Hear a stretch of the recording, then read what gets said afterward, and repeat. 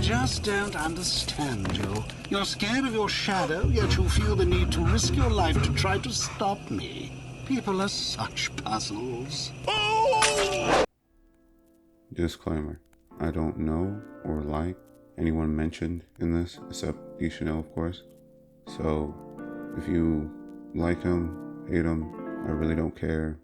It doesn't really affect my overall opinion. Alright, probably one of the most hated person on the internet, especially within the black or hip-hop community, just got hit with a pretty insane lawsuit.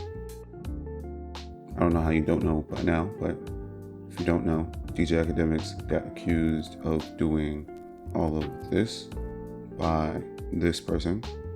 Initially, many people kind of already assumed he did everything alleged, mostly because he looks like this and she looks like this. The way he speaks, he doesn't come across as probably the best person on the planet, especially when it comes to women. But if you're wondering what I think, which you're probably not, but if you're wondering what I think, everything we know around this situation, he probably didn't do what he was alleged to do. And before you click off, because I know some of you were here to hear some kind of opinion against him, the people who are going to leave, you are the person I need to reach. This React streamer, Dee Shanells, she did a great video breaking down almost everything around this and basically gauging the probability of actually committing all of these horrible acts, no pun intended, and the likelihood of it is extremely low. I didn't say he didn't do it, it's just that if you look at the surrounding facts, the likelihood of him doing a lot of this heinous shit is extremely. Go watch her video, but I kind of want to talk about the whole concept around it. Over the years, there seems to be like some kind of new, it's not really new, but a stronger ideal of black and white, in that either someone did do the thing and there's no amount of evidence to prove anyone wrong, or the person didn't do it and there's no amount of evidence to prove the latter. Everyone is hard stuck on these kind of absolutes. Not only is everyone stuck on these absolutes, it becomes even more pressure to pick a side. If you are in the middle of anything and you don't outright believe someone, regardless of their opinion, they start to villainize you. And I know there's a few obvious reasons for it, especially in this case.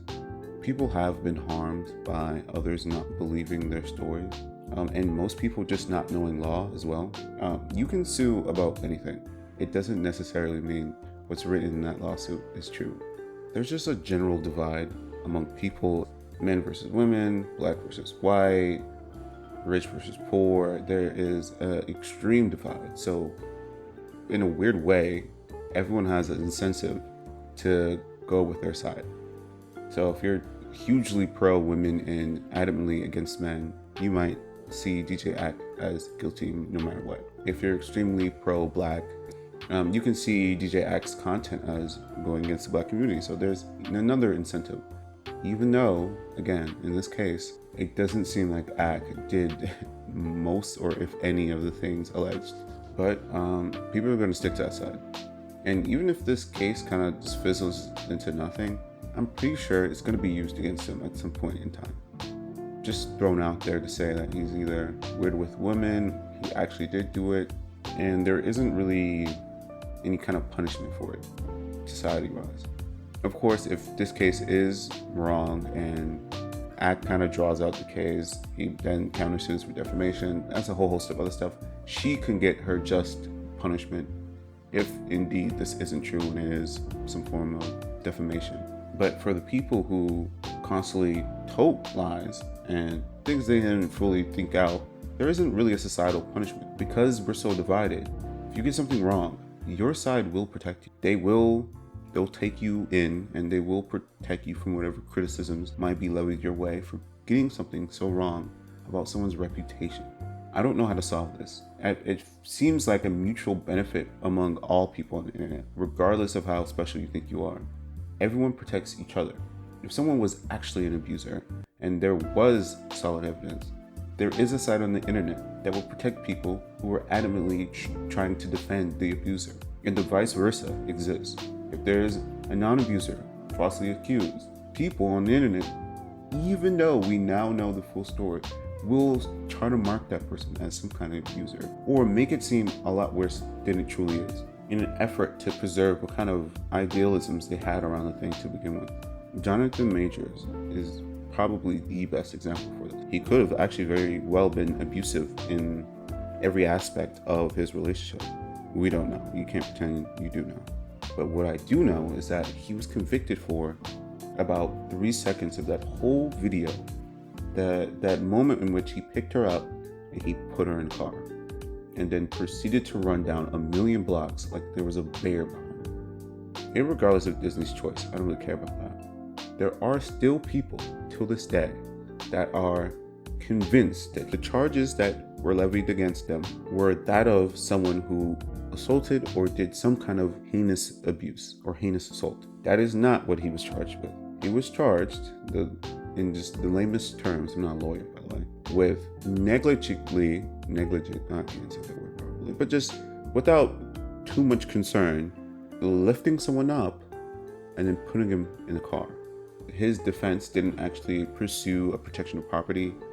That's not the same as being a woman beater. There are distinct differences. Trying to phrase that as being that is still one of the prevailing idealisms of a certain group of people online. Not everyone. And I'm seeing now with DJ Akademiks, someone I don't even like. His constant dick suck of Drake is annoying, and his actual personal life when it comes to relationships is terrible. Like absolutely atrocious. He is not good at relationships, and he'll tell you himself.